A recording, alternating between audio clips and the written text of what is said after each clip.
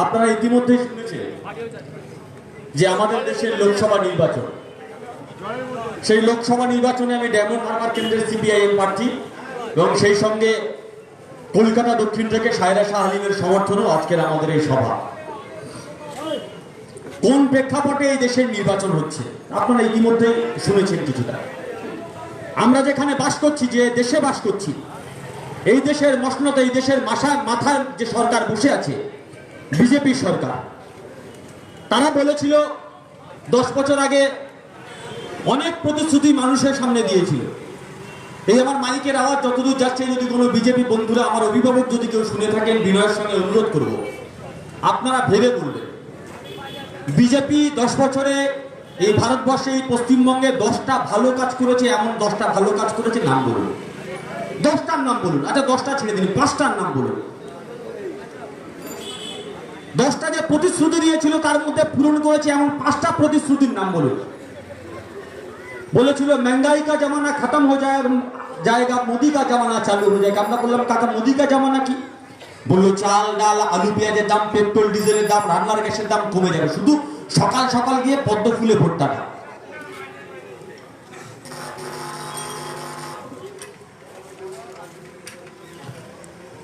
এই আমার মাইকের আওয়াজ যারা শুনতে পাচ্ছেন, হতে পারে আপনি বিজেপি করেন, বুকে হাত দিয়ে বলুন তো, চাল ডাল আলু পেঁয়াজের দাম কমেছে, পেট্রোল ডিজেলের দাম কমেছে, রান্নার গ্যাসের দাম কমেছে, তাহলে কোন গ্যারান্টি পূরণ হলো?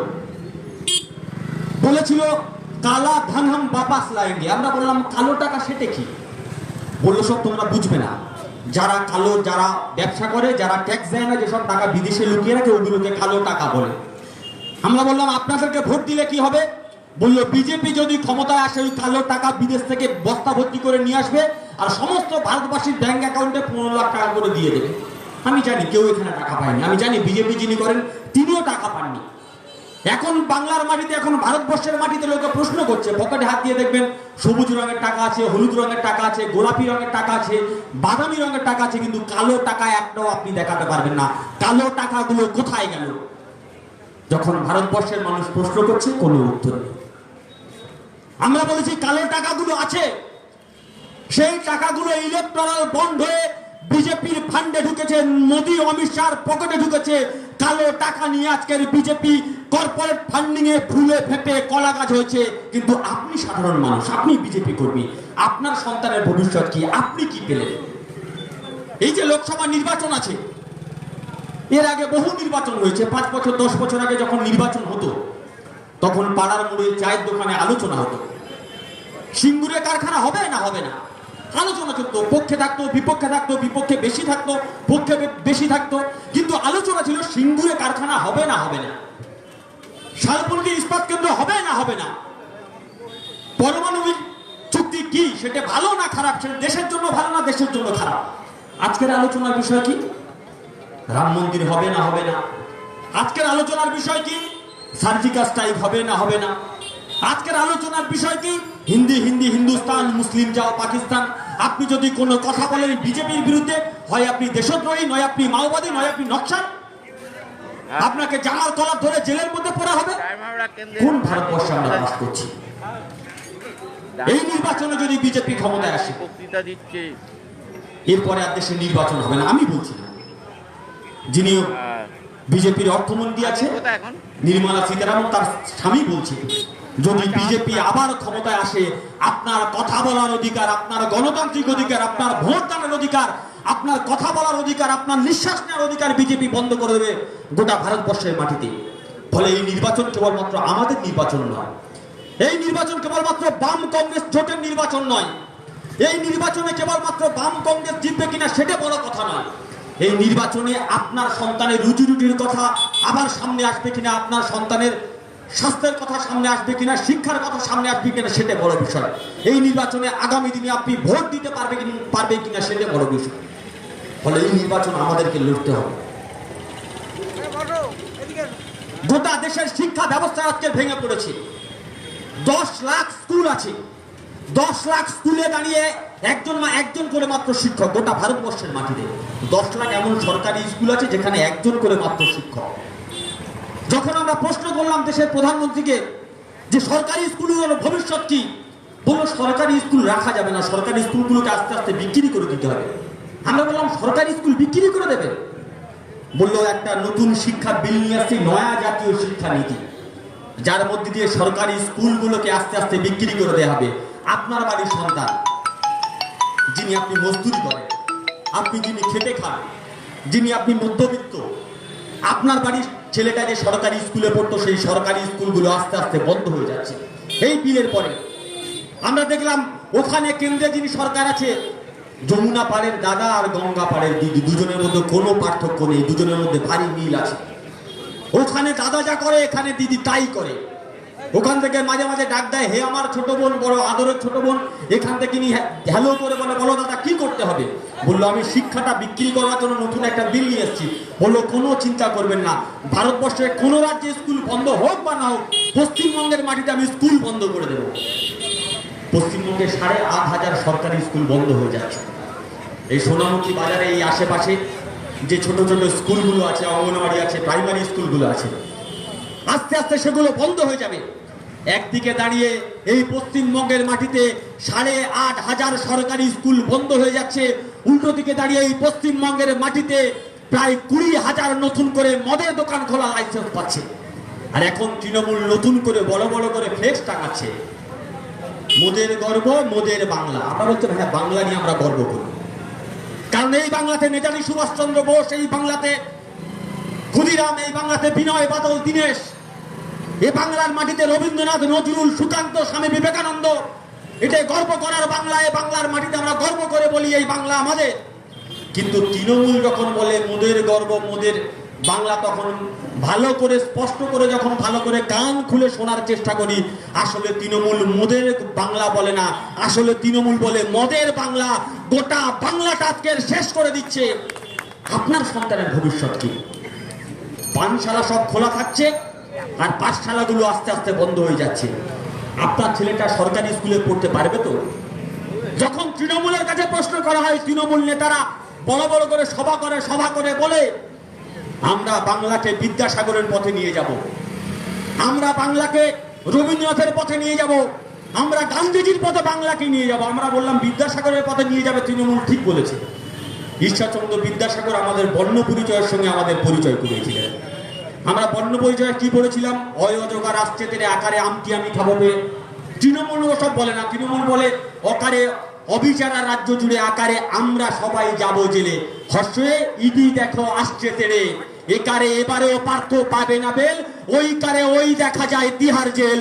কটা দিন সবুর করুন, যারা বাংলার মাটিতে আপনার সন্তানের ভবিষ্যৎ চুরি করেছে, তাদের জন্য ঠিকানা তিহার জেল হয়ে আছে।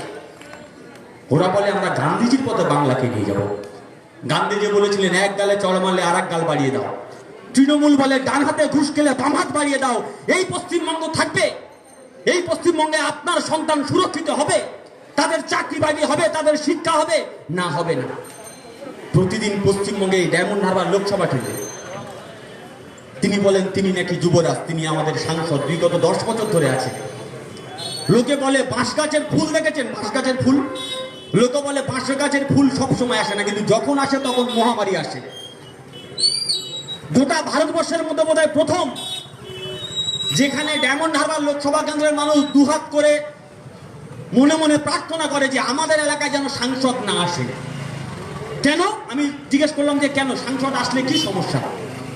বলল যদি কোনোদিন সাংসদ আপনার এলাকায় আসে, 2 ঘন্টার জন্য রাস্তা পুলিশ বন্ধ করে দেবে, সাধারণ মানুষের নাজেহাল অবস্থা, রাস্তা কেউ পেরোতে পারবে না। মানুষ মনে মনে বলছে এরকম সংসার আসার চেয়ে না আসাই ভালো। এই তো শ্রমিক দা এখানে বসেছিলেন, দীর্ঘদিনের সাংসদ, কোনো সিকিউরিটি আছে? শ্রমিক দাই সোনামুখী বাজারে বহু চায়ের দোকানে এসে চা খেয়ে আড্ডা মারতেন। উনি এমন সাংসদ হয়েছেন, উনি যখন আসেন 2 ঘন্টা 4 ঘন্টার জন্য রাজ্য পুলিশ রাস্তার দুধারে ব্যারিকেড করে দেবে, রাস্তা দিয়ে মাছি তুলতে দেবে না। কেন? এত ভয় কেন? আসলে ভয় পায় মানুষকে, ওরা ভয় পায় মানুষের গণতন্ত্রকে, ওরা ভয় পায় মানুষের কথা বলাকে। আর তাই তো ওই পঞ্চায়েত নির্বাচন হলো, পৌরসভা নির্বাচন হলো, অভিজ্ঞতা কি এই এলাকার মানুষের? ভোট লুট হয়ে যাচ্ছে। তৃণমূলের আমলে চাকরি লুট হয়েছে, তৃণমূলের আমলে গরু পাচারের টাকা লুট হয়েছে, তৃণমূলের আমলে সোনা চুরি লুট হয়েছে, তৃণমূলেরা বলে সব লুট হয়েছে। লুট হতে হতে এমন জায়গায় গিয়েছে মানুষের ভোট পর্যন্ত এরা লুটে নিয়েছে। মানুষ ভোট দিতে পারবে না। আচ্ছা, আপনারা যদি এত গণতন্ত্র গণতন্ত্র করে থাকেন, আপনারা যদি এত উন্নয়ন করে থাকেন চারিদিকে, মানুষকে ভয় পাচ্ছেন কেন? আপনারা তো বলেন যে উন্নয়ন হাসছে চারিদিকে, তাকিয়ে দেখো উন্নয়ন, শুধু উন্নয়ন আর উন্নয়ন। আমরা বিনয়ের সঙ্গে তৃণমূল বন্ধুদের কাছে প্রশ্ন করতে চাই, আপনি আমার শত্রু নন, আপনিও সাধারণ তৃণমূল কংগ্রেসের কর্মী। আপনি ওই গরমের সময় গরমে ঘামতে নিয়ে ইলেকট্রিক ল্যাম্পপোস্টের মাথায় উঠে ওই যে তৃণমূলের ঝান্ডাটা টাঙিয়েছেন। আপনার সঙ্গে আমাদের কোনো শত্রুতা নেই, আপনিও খেটে খান। যিনি তৃণমূল কংগ্রেসের কর্মী, এই ঝড় জলের মধ্যে আপনি হয়তো তৃণমূলকে ভালোবেসে মগডাল উঠে ওই জোড়া ফুল ঝান্ডাটা টাঙিয়েছিলেন। আপনার সঙ্গে আমাদের কোনো শত্রুতা নেই। কিন্তু বুকে হাত দিয়ে বলুন তো, আপনি যখন সারাদিন তৃণমূলের গলা ফাটিয়ে বাড়িতে যান, আপনার উচ্চ মাধ্যমিক পাস ছেলেটা যখন বলে যে বাবা আমার ভবিষ্যৎ কি, আপনি বুকে হাত দিয়ে বলুন, আপনার সন্তানের চোখে চোখ রেখে বলতে পারবেন যে এবার তুই চাকরি পাবি। কারণ আপনিও ভালো করে জানেন আপনি তৃণমূল করলে আপনি চাকরি পাবেন না। আপনি যদি পয়সাওয়ালা বড়লোক তৃণমূল হন, তবেই আপনার বাড়ির ছেলেটা চাকরি হবে। আপনার সন্তানের চাকরির ভবিষ্যৎ পশ্চিমবঙ্গের মাটিতে নেই। বুকে হাত দিয়ে বলুন, আপনার সঙ্গে আমার কোনো বিরোধ নেই। বিরোধ কাদের সঙ্গে? বিরোধ যারা জনগণের টাকা, যারা গরিব মানুষের টাকা লুটে পুটে খায়, বিরোধ তাদের সঙ্গে আমাদের। আর এখনো যারা ভাবছেন এই লোকসভা নির্বাচনে বুথ দখল করব, মানুষকে ভোট দিতে দেব না, আমরা এলাকার জনগণকে আশ্বস্ত করতে চাই, আমরা এলাকার আমাদের অভিভাবকদেরকে বলতে চাই, ভরসা রাখবেন, এই লাল ঝান্ডার প্রতি ভরসা রাখবেন। আমরা জেগে আছি অতন্ত্র প্রহরীর মতো। এই নির্বাচন হবে, আমরাও দেখতে চাই কারা বুথে বুথে গিয়ে বুথ দখল করে। মোহাম্মদ সেলিম মুর্শিদাবাদে দেখিয়েছে, বুথ দখল করতে এলে ভুয়ো এজেন্ট যদি বসে বুথের মধ্যে, কিভাবে ঘাড় ধাক্কা দিয়ে বুথ থেকে বের করে দিতে হয়। আপনারা যদি রায় দেন 4 তারিখের পরে বাংলার মানুষ দেখবে কিভাবে চোরেদেরকে ঘাড় ধাক্কা দিয়ে জেলের মধ্যে ঢোকাতে হয়। সেই কথা আপনাদের সামনে আমরা দিয়ে যাচ্ছি, আশ্বস্ত করছি, ভয় পাবেন না। আপনারা যত ভয় পাবেন, তৃণমূল তত ভয় দেখাবে। যদি একবার সাহস করে এদের চোখে চোখ রেখে দাঁড়িয়ে যান, দেখবেন এরা আপনার আশেপাশে আসবেন না। তাই আপনাদের কাছে অনুরোধ করব, একবার সাহস করে দাঁড়ান। যারা ভাবছেন তৃণমূল তো খুব খারাপ, আমরা ভাই তৃণমূলকে ভোট দেব না। কেন না? তৃণমূলের আপনার ডায়মন্ড হারবার লোকসভা কেন্দ্রে কিচ্ছু হয়নি। বলছে ডায়মন্ড হারবার লোকসভা কেন্দ্র গোটা ভারতবর্ষে নাকি প্রথম হয়েছে। আমাদের সাংবাদিক বন্ধুরা প্রশ্ন করল যে সাংসদ বলেছেন গোটা ডায়মন্ড হারবার লোকসভা কেন্দ্রে তৃণমূল প্রথম হয়েছে, আপনাদের প্রতিক্রিয়া কি? আমরা বললাম ঠিক বলেছে, গোটা ভারতবর্ষে প্রথম হয়েছে। চুরিতে গোটা ভারতবর্ষে প্রথম হয়েছে, দুর্নীতিতে গোটা ভারতবর্ষে প্রথম হয়েছে, সন্ত্রাসে গোটা ভারতবর্ষে প্রথম হয়েছে। গোটা ডায়মন্ড হারবার লোকসভা কেন্দ্র জুড়ে কোথাও কোনো কথা বলার অধিকার নেই। আপনি যদি তৃণমূলের বিরুদ্ধে কোনো কথা বলেন, আপনি যদি সাংসদের বিরুদ্ধে কোনো কথা বলেন, আপনি যদি অভিষেক ব্যানার্জির বিরুদ্ধে কোনো কথা বলেন, রাত্রেবেলা হয় পুলিশ বাহিনী যাবে, তা নাহলে তৃণমূলের গুন্ডা বাহিনী বাড়ি থেকে গিয়ে ছেদ করবে। ভোট দেওয়ার পরে অমানসিক অত্যাচার, অমানবিক সন্ত্রাস, সে সন্ত্রাসের ভাষা মুখে বর্ণনা করা যাবে না। তারপরেও কি পেরেছে লাল ঝান্ডাকে ছেদ করতে? তারপরে কি পেরেছে আমাদের কথা বলাকে বন্ধ করতে? হ্যাঁ, এটা ঠিক, এই নির্বাচন আমাদের জন্য কঠিন নির্বাচন। এই নির্বাচন আমাদের জন্য অনেক কঠিন নির্বাচন। উল্টো দিকে দাঁড়িয়ে আমাদের বিরুদ্ধে যারা আছেন, আমাদের উল্টো দিকে যারা আছেন, তাদের কাছে কোটি কোটি টাকা আছে, তাদের কাছে পুলিশ আছে, তাদের কাছে গুন্ডা বাহিনী আছে, কিন্তু আমাদের কাছে বুক ভরা সাহস আছে, আর কলিজা আছে, আর চোখে চোখ রেখে লড়াই করবার হিম্মত আছে।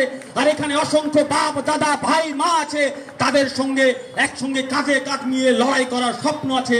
সেই স্বপ্ন নিয়ে লড়াইয়ে নেমেছি। আপনাদের কাছে অনুরোধ, বিজেপি আর তৃণমূলের সেটিং এর মধ্যে যাবেন না। গরম পড়েছে, পাড়ায় পাড়ায় যখন প্রচার করছি, লোকজন সন্ত্রাসের আবহাওয়া থেকে জানলার পাশ দিয়ে, দরজার পাশ দিয়ে আস্তে করে হাতটা বেরিয়ে ইশারা করছে। একজন কানে কানে বলল, বাজারে দাদা তরমুজ খুব বিকোচ্ছে, চিন্তা করবেন না, গোটা লোকসভা কেন্দ্র তরমুজ হয়ে আছে, বাইরে সবুজ কিন্তু কাটলে ভিতরে টকটকে লাল, শুধু ভোট দেওয়ার ব্যবস্থা করার সময়ের অপেক্ষা। সেই দিকে ডায়মন্ড হারবার লোকসভা কেন্দ্রের মানুষ যাচ্ছে। তাই আপনাদের কাছে অনুরোধ করব, বিজেপি আর তৃণমূল আলাদা কোনো দল নয়। বিজেপি আর তৃণমূলের মধ্যে কোনো পার্থক্য নেই। বিজেপি আর তৃণমূল পয়সার এপিড আর ওপিড, আপনি হেড করুন আর টেল করুন, ঘুরে ফিরে একই হবে। দেখলেন না এই লোকসভা ডায়মন্ড হারবার লোকসভা কেন্দ্রের কি অবস্থা হলো? বিজেপি বলল চমক আছে, চমক আছে। শুভেন্দু অধিকারী বলছে চমক আছে, সুকান্ত মজুমদার বলছে চমক আছে, দিলীপ ঘোষ বলছে চমক আছে।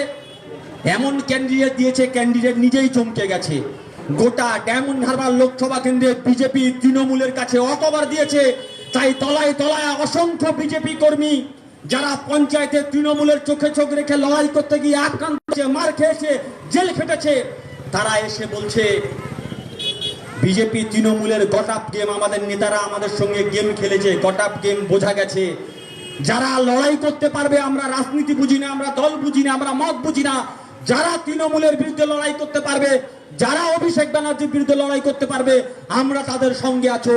তুমি যদি লড়তে চাও, তুমি যদি লড়ার হিম্মত রাখো, তুমি যদি পালিয়ে না যাও, আমরা তোমার সঙ্গে আছি। ডায়মন্ড হারবার লোকসভা কেন্দ্রে প্রতিদিন অসংখ্য বিজেপি কর্মী ভেঙে আমাদের সঙ্গে আসছে। তারা কনফিডেন্স দিচ্ছে ডায়মন্ড হারবার লোকসভা কেন্দ্রে লড়াই হবে, চোখে চোখ রেখে লড়াই হবে। এ লড়াই শুধুমাত্র আমাদের লড়াই না, আমাদের ভবিষ্যৎ শেষ করেছে তৃণমূল কংগ্রেস। শিক্ষা নেই, স্বাস্থ্য নেই, কর্মসংস্থান নেই, পানীয় জলের সমস্যা।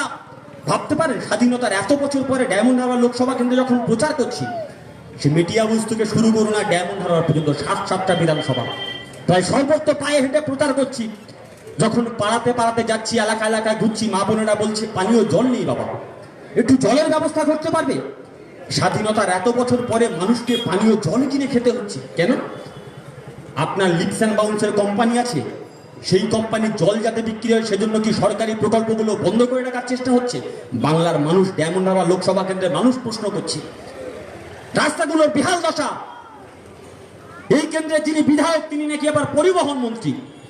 আমি বিনয়ের সঙ্গে পরিবহন মন্ত্রীকে বলবো, মন্ত্রী সাহেব একবার কোনোদিন এলাকার রাস্তা দিয়ে ঘুরে দেখেছেন রাস্তাগুলোর কেমন অবস্থা? ওই তো চটার ওই রাস্তা, শুধুমাত্র জল দেওয়ার জন্য রাস্তার মাঝখান দিয়ে ঘুরে রেখে দিয়েছেন, এখনো জলের ব্যবস্থা তো হয়নি, উল্টে রাস্তার বেহাল দশা, প্রতিদিন অ্যাক্সিডেন্ট হচ্ছে। আপনি তো পরিবহন মন্ত্রী, কোনো ব্যবস্থা করেছেন? কোনো ব্যবস্থা নেই। আপনি সাংসদ, তৃণমূলের সেকেন্ড ইন কমান্ড, কোনো ব্যবস্থা করেছেন? কোনো ব্যবস্থা নেই। দর্জি শিল্পের বেহাল দশা। তিল তিল করে লড়াই করে এই ডায়মন্ড হারবার লোকসভা কেন্দ্রে অনেকগুলো ইকোনমিক জোন তৈরি করা হয়েছিল, সে ফলতা হতে পারে, সে বিষ্ণুপুরের রাস্তার দুধার ধরে অসংখ্য কলকারখানা হতে পারে, মহেশতলা হতে পারে, ভোজবাজ হতে পারে। একটার পর একটা কল কারখানা আজকের ভুতুড়ে বাড়িতে পরিণত হয়েছে, ভুতুড়ে বাড়ি হয়ে পড়ে আছে। রাস্তার দুধারে শুধু বাড়ি আর বাড়ি, কলকারখানা বন্ধ, শুধুমাত্র তোলাবাজির কারণে অসংখ্য কলকারখানা উঠে গেছে। মানুষ প্রশ্ন করছে, তো মানুষ প্রশ্ন করছে তৃণমূলের কাছে, কোনো উত্তর তৃণমূলের কাছে নেই। তাই শুধুমাত্র এ লড়াই আমাদের লড়াই না, এ লড়াই লাল ঝান্ডার লড়াই না, এ লড়াই আগামী দিনে বাংলার মাটিতে আমাদের আগামী প্রজন্ম টিকে থাকবে কিনা তার লড়াই। এ লড়াইয়ে বাংলার মাটিতে আমাদের আগামী প্রজন্ম সরকারি স্কুলে পড়তে পারবে কিনা তার লড়াই। এ লড়াই আগামী দিনে বাংলার মাটিতে কৃষকরা ফসলের সরকারিভাবে ন্যায্য মূল্য পাবে কিনা তার লড়াই, শ্রমিকরা মজুরি পাবে কিনা তার লড়াই। এ লড়াইয়ে ডায়মন্ড হারবার লোকসভা কেন্দ্রে বাংলার মাটিতে মা বোনেরা সম্মান ইজ্জত আব্রু নিয়ে বেঁচে থাকবে কিনা তার লড়াই। আসুন এ লড়াই আমাদের সঙ্গে লড়ি, একসঙ্গে কাঁধে কাঁধ মিলে লড়ি। আমি যে কথা বলে শেষ করব, আমার বাবা লিপস অ্যান্ড বাউন্স কোম্পানির মালিক নয়, আমার বাড়িতে ওঠার জন্য চলন্ত সিঁড়ি নেই, আমার বাড়িতে বড় করে 6 কোটি টাকা দামের ঝাড়বাতি লাগানো নেই। আমি যখন রাস্তা দিয়ে ঘুরে বেড়াই, আমার আশেপাশে 200-300 পুলিশ আমাকে প্রোটেকশন দিতে হয় না। আমি আপনাদের মতো সাধারণ বাড়ির ছেলে, আপনাদের মতো মধ্যবিত্ত গরিব পরিবারের ছেলে, আমি লড়তে এসেছি। ওদের কাছে টাকা আছে, ওদের কাছে কালো টাকা আছে, কয়লা পাচারের টাকা, গরু চুরির টাকা, সোনা চুরির টাকা, এসএসসি টেটের টাকা, সমস্ত টাকা ওদের কাছে আছে। ওদের কাছে পুলিশ আছে, ওদের কাছে টিম আছে, ফুটবল টিম তো দেখানোর জন্য। পাড়াতে পাড়াতে, এলাকায় এলাকায়, পঞ্চায়েতে পঞ্চায়েতে গুন্ডা বাহিনীর টিম আছে যারা মানুষকে ধমকায় চমকায়। আমাদের কাছে এক বুক সাহস আছে। আর এখানে যারা উপস্থিত হয়েছেন আমাদের অভিভাবক, যারা প্রতিদিন দূর থেকে আশীর্বাদ করে বলে তোমরা লড়ে যাও, আমরা তোমাদের সঙ্গে আছি, এই সাহস, এই ভালোবাসা নিয়ে এই লোকসভা কেন্দ্রে লড়তে নেমেছি। আপনারা আমাদেরকে দুহাত তুলে আশীর্বাদ করবেন, আপনারা যদি আমাদেরকে আশীর্বাদ করেন, আমাদের সেই কলিজা, সেই ধক, সেই হিম্মত আমাদের আছে এই শাসকের চোখে চোখ রেখে লড়াই করার জন্য নিশ্চিতভাবে দাঁড়িয়ে আপনারা দুহাত তুলে আমাদের পাশে আশীর্বাদ করবেন, আমাদের পাশে থাকবেন, এই ভরসা রেখে সবাইকে আবারও আমার পক্ষ থেকে যথাযোগ্য শ্রদ্ধা সম্মান জানিয়ে আমি আমার কথা শেষ করলাম। ইনকিলাব জিন্দাবাদ, বাম কংগ্রেস ঐক্য জিন্দাবাদ।